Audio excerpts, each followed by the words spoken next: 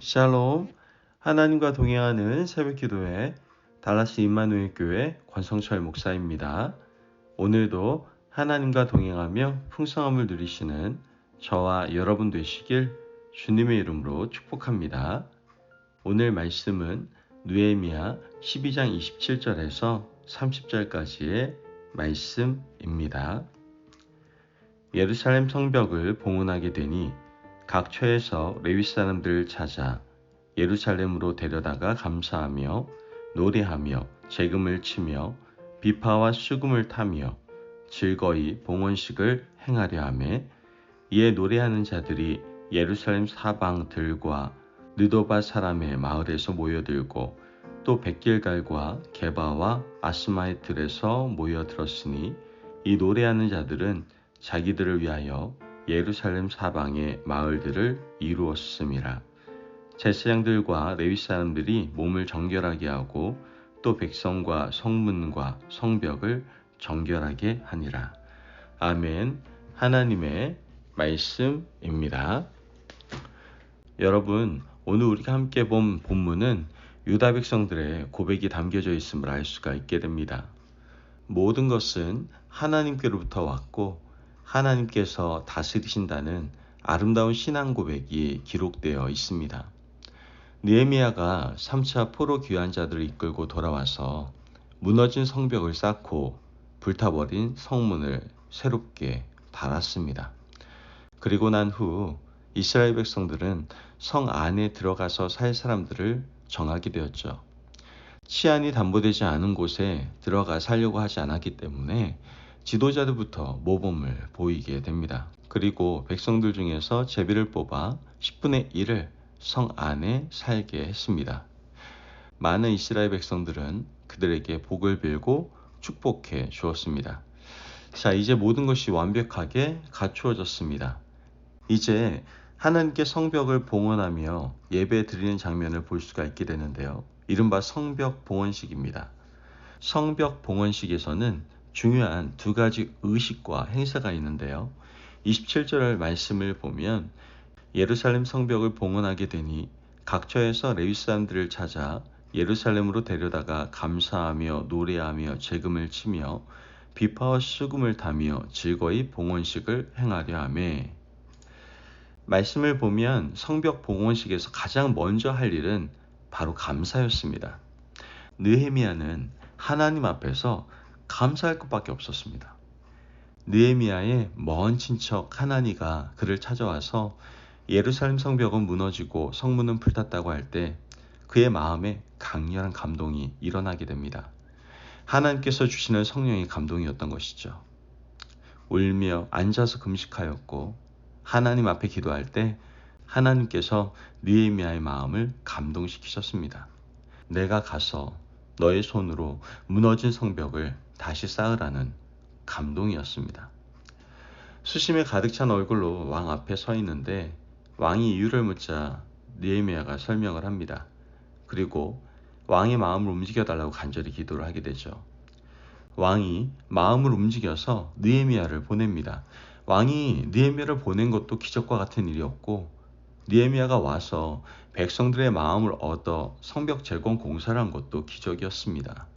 산발락과 도비야, 아라비아 사람 게셈과 그를 추종하는 많은 사람들의 불같은 시험이 있었지만 하나님께서 지혜를 주셔서 이 모든 일을 극복하게 하신 것도 감사의 제목이었습니다. 결국 모든 역사를 마치고 성벽 봉헌식을 하며 하나님 앞에 드리는 모든 기도는 감사밖에 없었던 것이죠. 지난날의 수고도 노고도 어려움도 하나님께서 이루신 일이라고 생각하니 감사밖에 나오질 않았던 겁니다.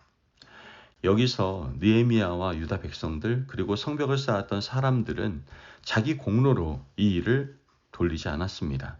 우리가 어떻게 한 일인데, 우리가 일을 어떻게 이루었는데 하며 자기 자랑과 공로를 나타내는 사람은 찾아볼 수 없었고 모두가 하나님께 찬양하고 기뻐하며 감사했던 것이죠. 감사를 충분히 드리고 나서 두 번째 행사를 이어가게 되는데요. 30절 말씀을 보면 제사장들과 레위 사람들이 몸을 정결하게 하고 또 백성과 성문과 성벽을 정결하게 하니라. 여러분, 제사장들과 레위인 그리고 백성들이 자기 몸을 예배 드리기 전에 정결하게 하는 것은 이해가 되지 않습니까? 하지만 성벽과 성문을 정결하게 했다는 것을 우리는 상상하기가 좀 어렵습니다.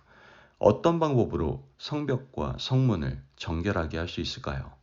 물로 씻어서 깨끗하게 했을까요? 그렇지 않으면 제사장들이 돌아다니면서 손으로 축복을 했을까요? 방법은 구체적으로 나와 있지 않기 때문에 상상할 수밖에 없습니다. 하지만 중요한 것은 성벽과 성문을 그들이 정결하게 했다는 데 있습니다. 그렇다면 어떻게 정결하게 한 것입니까? 성벽과 성문이 하나님의 것이라는 신앙 고백으로 정결하게 한 것이죠. 성벽과 성문을 정결하게 했다는 것은 우리 것이 아니라 하나님의 것이라는 신앙 고백입니다. 우리가 쌓았지만, 우리가 성문을 달았지만 우리의 것이 아니라 하나님의 것이라는 신앙 고백이었던 것이죠. 이 신앙 고백이 중요한 이유는 하나님의 것이니까 하나님이 책임져 달라는 위탁이 있기 때문입니다. 내가 지어서 내 것이라고 하면 우리가 방어하고 책임져야 되지 않겠습니까? 산발락과 도비야, 게셈 같은 사람들의 침략에 대비해서 신경 써야 되고요. 밤낮으로 방어해야 되는데 하나님께 정결하게 해서 드리면 하나님께서 책임지신다라는 것이죠.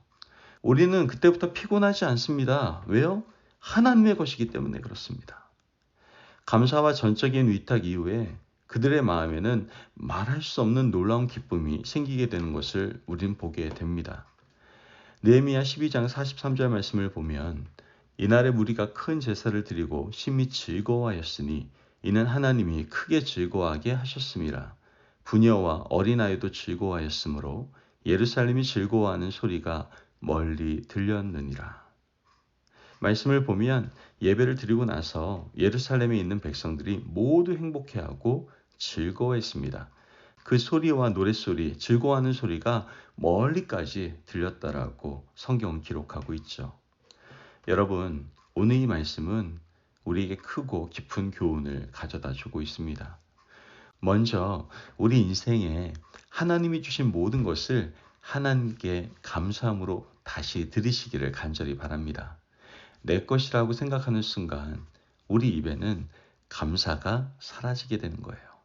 하나님께 주신 자녀도, 기업도, 물질도, 가정도, 교회도 모두가 하나님이 주신 것이니 감사하지 않을 것이 하나도 없다는 것이죠. 여기까지 우리가 살아오게 된 것도, 엎드려 기도할 수 있는 것도 감사가 아니고서는 하나님께 돌려드릴 것이 단 하나도 없는 겁니다. 모든 것이 하나님께로부터 왔다는 감사의 고백이 오늘 우리 입술의 고백이 되시기를 간절히 바랍니다. 여러분, 자식 문제만 보더라도 내 것이라고 생각하면 감사와 불평이 앞서게 되지 않습니까? 이것도 못하고 저것도 못하고 이것도 안 되고 저것도 안 된다는 불평과 불만밖에 있을 수 없습니다. 그러나 하나님께서 나에게 주신 위대한 선물이라고 여긴다면 하나님이 나에게 주셨으니 감사할 수밖에 없는 것이죠. 하나님께서 나에게 주신 기업과 물질도 마찬가지예요. 하나님께서 나에게 주신 것이니 감사가 앞서게 되고 하나님의 것으로 다시 돌려드리고 나면 마음이 편안해집니다. 집착이 사라지게 되는 것이죠. 왜요? 하나님이 지켜줄 것이기 때문에 그렇습니다. 여러분, 오늘 느헤미야와 예루살렘 백성들이 성벽과 성문을 하나님께 봉헌하는 것처럼 우리 인생의 모든 것도 다시 하나님께 돌려드리는 귀한 은혜가 임하시기를 간절히 바랍니다. 그래서 마음속 깊은 곳에서 솟아나는 놀라운 기쁨과 감사함을 늘 경험하며 살아가시는 저와 여러분이 되시길 주님의 이름으로 축복합니다. 아멘. 기도하겠습니다. 사랑이 많으신 하나님 감사합니다. 오늘도 우리에게 귀한 말씀의 은혜 허락하심을 감사합니다. 하나님, 모든 것이 하나님께로부터 왔음을 알고 늘 감사 고백 올려드릴 수 있는 저희들 되게 하여 주옵소서. 나의 것이 아니라 하나님의 것으로 늘 위탁하며 집착에서 벗어나 하나님께서 지켜주심을 믿으며 기쁨 속에 살아갈 수 있도록 주님 인도하여 주옵소서. 감사함이 예수님의 이름으로 기도합니다. 아멘. 오늘도 하나님과 동행하며 풍성함을 누리시는 저와 여러분 되시길 주님의 이름으로 축복합니다. 여러분, 늘 우리에게 주신 것에 대해서 감사하고 다시 하나님께 올려드리시기를 바랍니다. 이와 같이 하나님을 인정하며 높이는 삶을 살아갈 때 하나님께서는 우리에게 참된 평안과 기쁨을 주실 겁니다. 말씀 안에서 승리하십시오.